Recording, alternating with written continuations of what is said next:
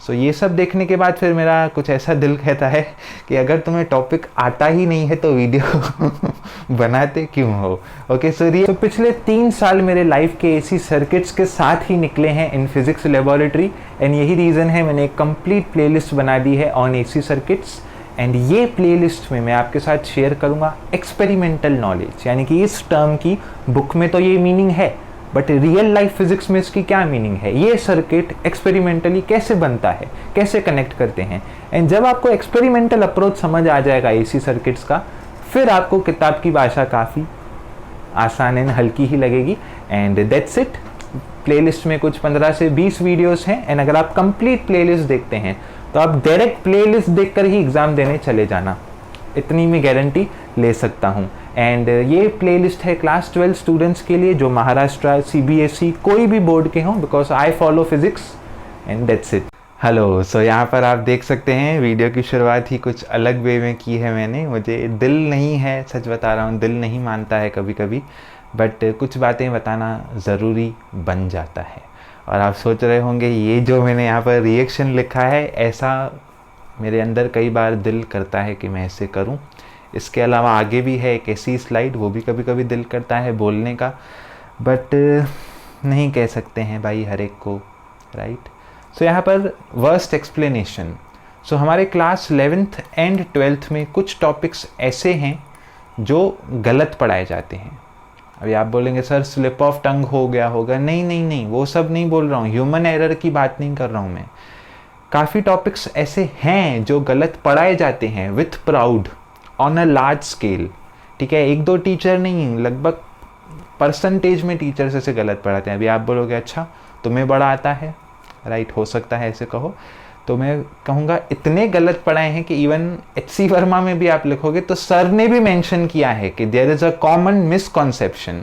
जब भी HC वर्मा में लिखा हो ना there is a common misconception, मतलब समझ जाना वही लिखा है कि ये टॉपिक टीचर्स गलत पढ़ाते हैं, क्योंकि सर डायरेक्टली नहीं लिख सकते हैं। तो जैसे कि एग्जाम्पल तौर पे एक टॉपिक है हमारा सेंट्रीफ्यूगल फोर्स, यूट्यूब पे है अवेलेबल, 10 वीडियो खोलो, 10 में से 5 गलत निकलेंगी, 5 गलत निकलेंगी, ठीक है। उसी तरीके से ये जो टॉपिक है ये भी बहुत ही गलत वे में पढ़ाया जाता है। टॉपिक नहीं है, ये क्वेश्चन है कि कैपेसिटर डीसी को ब्लॉक क्यों करता है। ओके, सो यहाँ पर मैं आपको एक एक्स्ट्रा सॉल्यूशन बताऊंगा इसका, ऐसा एक्सप्लेनेशन जो कि यूट्यूब पे अवेलेबल है। महाराष्ट्र बोर्ड के टीचर्स ने भी वो कराया है, नाम नहीं लेना है किसी का भी, ठीक है, किसका भी नाम नहीं, बिकॉज कंट्रोवर्सी नहीं चाहिए यार, बस मुझे चाहिए कि ऐसा बंद हो काम। सो ये है कैपेसिटर, कैपेसिटर का ये डायग्राम है। डीसी वोल्टेज होती है कांस्टेंट वोल्टेज, तो ये है मेरी कांस्टेंट वोल्टेज, राइट, ये तो सच बात है। डीसी समझो 5 वोल्ट की बैटरी लगा दी मैंने। एसी होती है मेरी अल्टरनेटिंग वोल्टेज, तो ये है मेरा अल्टरनेटिंग वोल्टेज, ठीक है। तो अभी कुछ टीचर्स के हिसाब से डीसी ऐसे यहाँ से आएगा कांस्टेंट वोल्टेज, तो देखो रुक गया, वो यहाँ से क्रॉस नहीं हो पाएगा, बिकॉज ऐसे कैपेसिटर ने दीवार बना के रखी है और ये डीसी आया ऐसे रुक गया यहीं पर। सो यही रीज़न है कि कैपेसिटर डीसी को ब्लॉक करता है, बिकॉज वो ऐसे है। एंड एसी के लिए, क्योंकि एसी हमारा अल्टरनेटिंग है, तो वो कुछ ऐसे बनता है एंड फाइनली वो ऐसे यहाँ से क्रॉस हो जाता है, ठीक है। ऐसा रीज़न दिया गया है यूट्यूब वीडियोस में, मैं ऐसा नहीं कह रहा हूँ, मुझे कैसे पता चला, नहीं तो मैंने वीडियोस देखी यूट्यूब पे, ऐसी एक्सप्लेनेशंस हैं, ठीक है। शुरुआत हुई थी मेरे स्टूडेंट से, मैंने उससे वाइवा में पूछा जूम पे, अभी जूम चल रहा है ना सब, तो उसने बोला सर ऐसे, तो मतलब सामने होता तो फटके खाए होते मेरे, बट ठीक है कंट्रोल हो गई बात। सो बेसिकली ये कुछ भी गलत है, कुछ भी इसमें से सही नहीं है, कुछ भी 1% भी कुछ सही नहीं है। आप समझ रहे हो, कैपेसिटर हम डायग्राम बनाते हैं, ऐसा डायग्राम, कैपेसिटर रियल लाइफ में अलग दिखते हैं।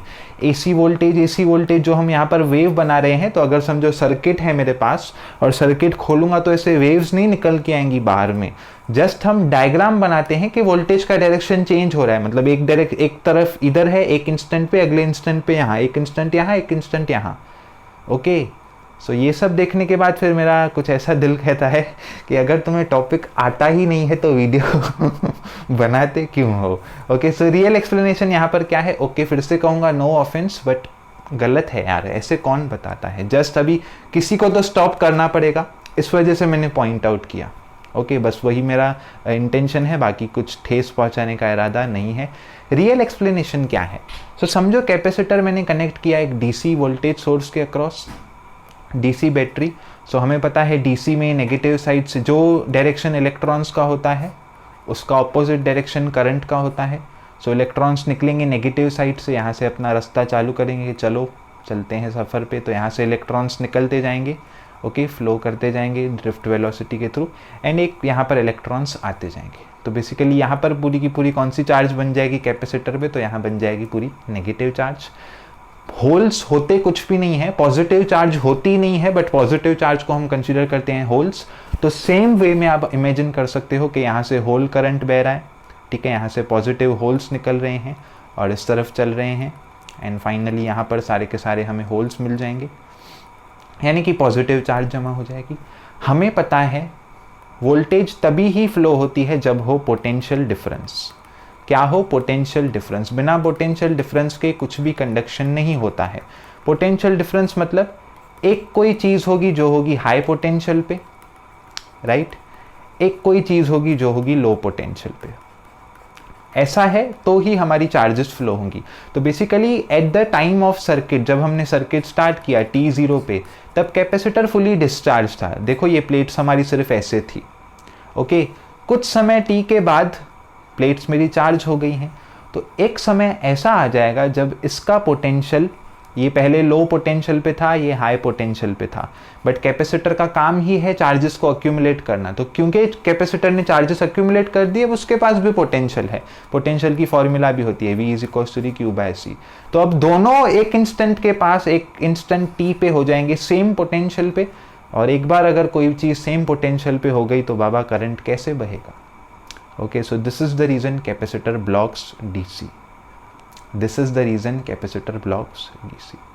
और वो जो एट इंस्टेंट t है वो बहुत जल्दी होता है, ठीक है। तो ये एक रीज़न है। दूसरा मैथमेटिक्स समझ में आया क्या? एंड बेसिकली कुछ लोग कहेंगे कि सर जब चार्जेस यहाँ पर अक्यूमुलेटेड थी तब तो करंट फ्लो हुआ होगा। तो यहाँ पर आपको पता होगा कैपेसिटर का जो कंस्ट्रक्शन है उसमें बीच में पूरा डाई इलेक्ट्रिक यूज़ किया जाता है। डाई इलेक्ट्रिक का एक इंग्लिश वर्ड है जो बहुत कॉमनली यूज़ होता है, जिसको हम कहते हैं इंसुलेटर।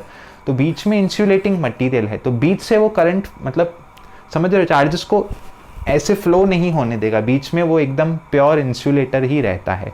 कुछ महीनों में मैं खुद का एक कैपेसिटर बनाऊंगा एंड आपको वीडियो दिखाऊंगा, क्योंकि अभी वेंडेग्राफ बना रहा हूँ तो उसमें ही मुझे 1.25 महीना और लगेगा वेंडेग्राफ बनाने में। वो हो जाए फिर मैं आपको कैपेसिटर भी बना कर दिखाऊंगा, ओके, देख लेना चैनल पे।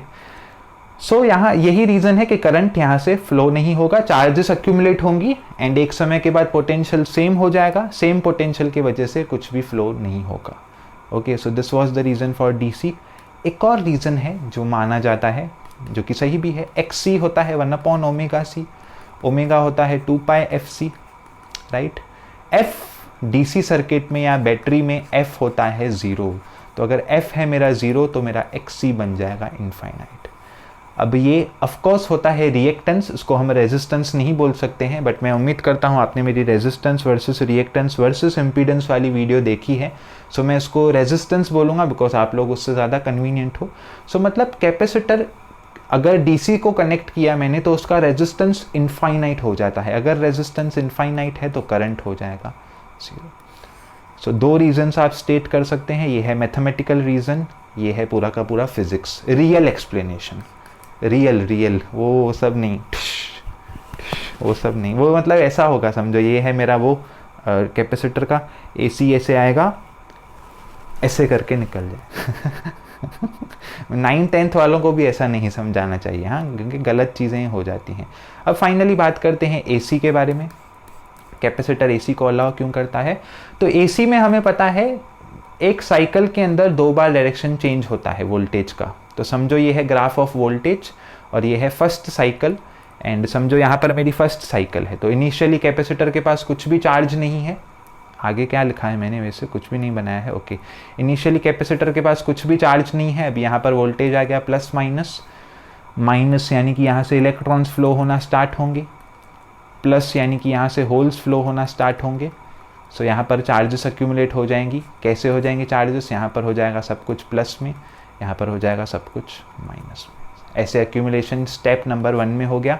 कैपेसिटर के पास पहले कोई भी चार्ज नहीं थी, अब वो चार्ज्ड कैपेसिटर है। अगले ही इंस्टेंट में, और यहाँ पर करंट का फ्लो कैसे होगा, करंट वाले बोलेंगे कि चलो भाई यहाँ से फ्लो करना स्टार्ट करते हैं हम लोग, कन्वेंशनल करंट का फ्लो। करंट फ्लो नहीं होगा, जो चीज़ें मैंने कही है वो है ही, डाइलेक्ट्रिक तो बीच में लगा हुआ है, तो करंट तो फ्लो नहीं होगा, बट हाँ चार्जेस जमा हो गए और वे ऐसा था। अभी आते हैं सेकेंड साइकिल के ऊपर, यानी कि हाफ साइकिल के सेकेंड हिस्से के ऊपर। तो अभी यहाँ पर अचानक से पोलैरिटी चेंज हो जाएगी, राइट, डायरेक्शन बदल गया। अभी ऑलरेडी मेरे कैपेसिटर पे यहाँ पर चार्जेस हैं प्लस में और यहाँ पर है माइनस में। ओके, ये यहाँ पर भी मैं बना सकता हूँ, बट जस्ट मुझे बड़े में दिखाना है। तो अभी ये लोग बोलेंगे चलो करंट यहाँ से बहाते हैं हम, तो इलेक्ट्रॉन्स कहाँ से बहेंगे, इलेक्ट्रॉन्स यहाँ से बहेंगे अब। बट लकीली यहाँ पर ऑलरेडी पॉजिटिव चार्जेस प्रेजेंट हैं। ओके, सो यहाँ पर इलेक्ट्रॉन्स, वहाँ पर पॉजिटिव चार्जेस, और यहाँ के इलेक्ट्रॉन्स क्या बोलेंगे, चलो हम वापस चलते हैं, बिकॉज आपको पता है इलेक्ट्रॉन्स और करंट का डायरेक्शन ऑपोजिट होता है।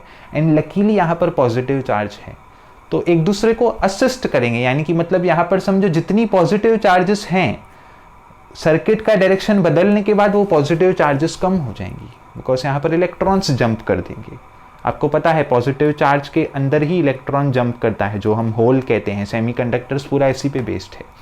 तो यानी कि यहाँ पर पॉजिटिव चार्जेस अब कम हो जाएंगी, और जब पॉजिटिव चार्जेस कम हो जाती हैं तो वहाँ पर हम अज्यूम करते हैं कि वहाँ पर है एक नेट नेगेटिव चार्ज।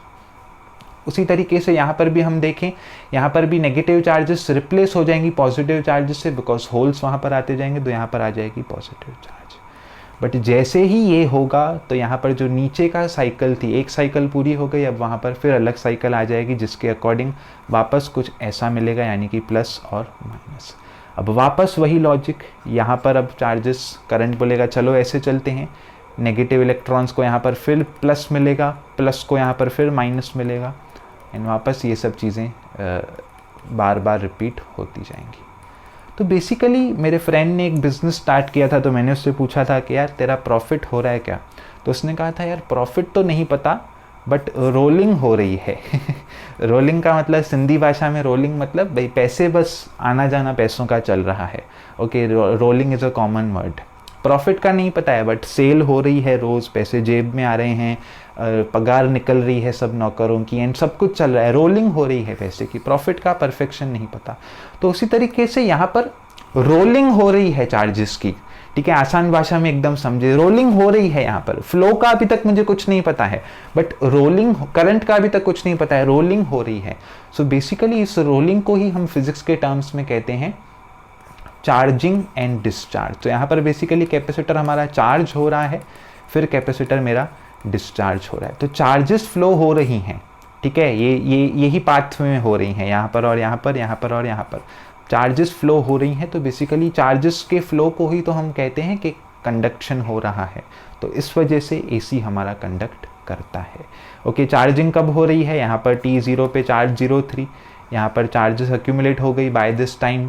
अभी यहाँ पर जैसे ही पोलैरिटी रिवर्स हुई तो चार्जेस कम होना चालू हुई, तो कम होके यहाँ पर आए।